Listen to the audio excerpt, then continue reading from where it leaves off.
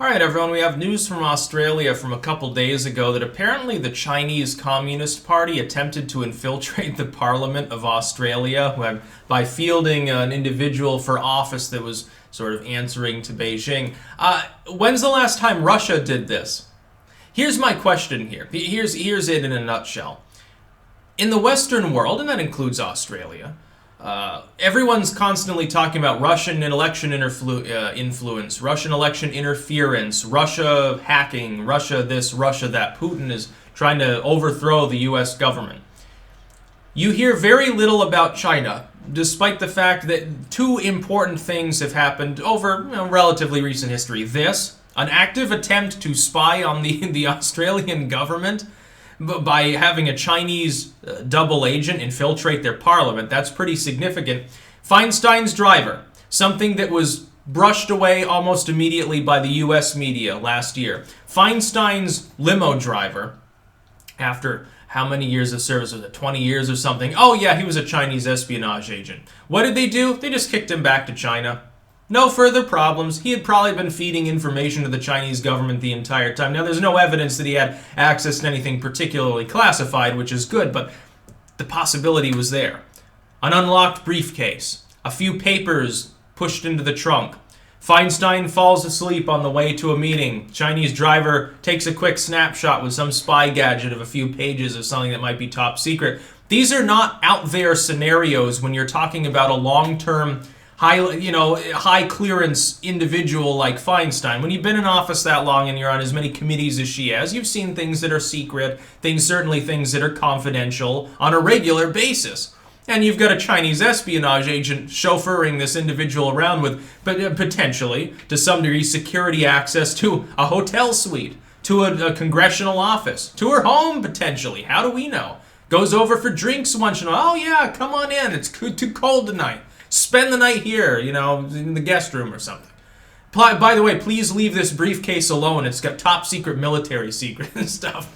How do we know that didn't happen? And by the way, I hate to say it, if it did, if the government has evidence that Beijing has something secretive because of a chauffeur for a member of Congress, they're not even going to own up to it. We won't find out for that until half a century later, because it would be egg on their face, and they don't want the Chinese to be able to use it for propaganda. Oh, ha, ha, ha, Washington is weak. We're so good at spying on people. So now you've got this. Here's the second significant, in recent history, significant incursion into Western political structures, and potentially business as well. Australia does a huge amount of industrial business, not just with China, but with other countries too, because of one thing, uranium. Have you ever seen the movie When Green Ants Dream, or Where Green Ants Dream?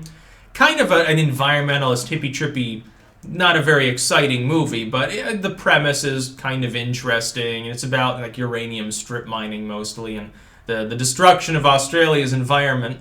It's funny because the leftists right now are saying save the koalas. Oh, Australian wildfires, climate change. No, maybe you should look at the industry in Australia, the strip mining of the outback, strip mine by Chinese companies largely.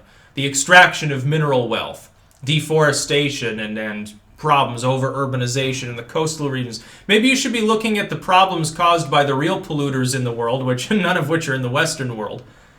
None of them. No, they're all in Asia, and now parts of West Africa, arguably. Nigeria's got a burgeoning industrial capability. They're Asian powers, China and India especially. That's where all that pollution's coming from. Oh my god, the ozone layer has a hole in it. Oh my god, emissions are up. Heavy metals are in the ocean. Yeah, they're not coming from the United States and Europe. Let's just put it, they're certainly not coming from Australia. Half the exploitation of our natural resources happening in the Western world is coming from China too. All that plastic junk, where was it made? It wasn't made in the USA, dude. Get a fucking life. These NIMBYers make me sick. If you want to be a real environmentalist, go plant some trees. And then make sure to put that land in a trust so that the Chinese can never own it. The Chinese government can't come along and log them off and sell them for pennies on the dollar. Meanwhile, planting their own forests back over because they need more wood for building shit. It's not for pollution control, let me put it that way. It's funny that the Chinese can literally infiltrate or try to infiltrate governments and industries and hack, and they have the great cannon and the great firewall and all these capabilities. And yet we're fixated on Russia.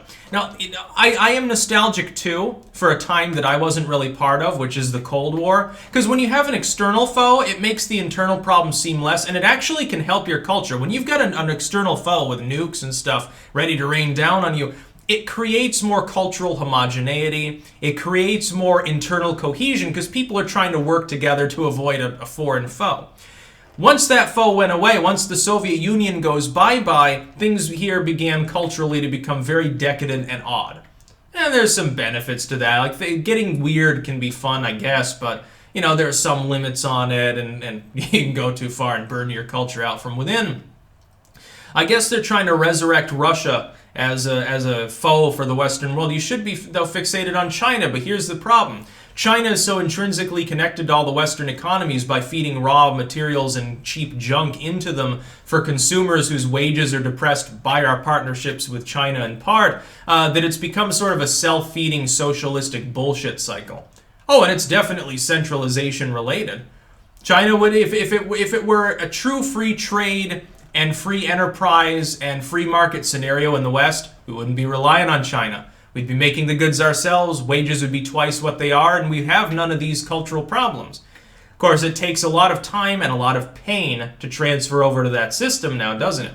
You can, it just takes a long time. Do the voters of the United States have a long enough attention span and enough balls, enough grit to deal with the economic situation that would result if we weaned ourselves off China? Unfortunately not. So therefore, it takes somebody like Trump to go all in and to go hard line and to maybe make it impossible for China to supply those products so that they have to come back.